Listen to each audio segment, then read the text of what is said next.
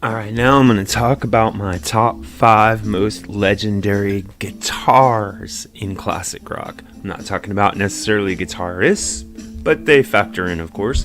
We're talking about now the actual guitars, and this is my list of the top 5 most iconic classic rock guitars. Alright, let's start off with number 5. And for my number 5, I picked Jimmy Page's famous number 1 Les Paul Standard. It's a 59, and basically this is the guitar you're most used to seeing him with in sunburst pattern. It has a reverse phase switch on it, and you can hear that a lot on particularly some of his psychedelic and blues interpretations. And I mean, yeah, this is a really famous guitar, and it was the foundation for a lot of what Led Zeppelin did on their recordings and in their live performances. Of course, the Dragon Telecaster is largely the sound of the early Led Zeppelin albums. For my number 4, I'm going to pick Brian May's custom guitar that he built with his father. Now, the story goes that they built it out of this centuries-old mantelpiece wood from an English house and used his mother's knitting needle as the whammy bar, and they coiled the pickups themselves.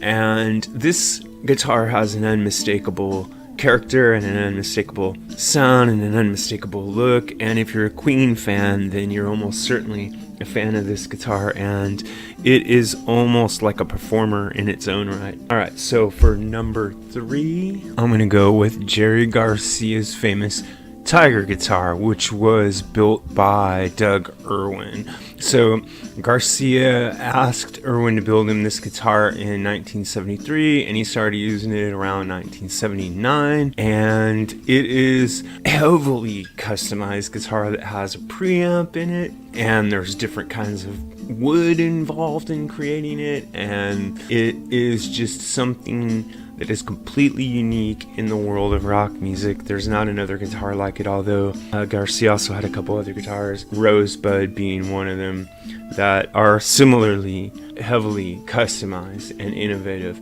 Okay, my number 2 most legendary iconic rock guitar is the white Stratocaster that Hendrix sacrificed at the Monterey Pop Festival during his performance of Wild Thing. So although this guitar is not as well known and not as much as known about it as other guitars, its imagery and its importance in establishing Hendrix's reputation and his myth is unquestionable. So I consider this to be one of the most important guitars in rock history, if for no other reason it gave its life to launch Hendrix's career in America. Alright, so now for my number 1 most iconic rock guitar of all times is, of course, Eddie Van Halen's Frankenstrat.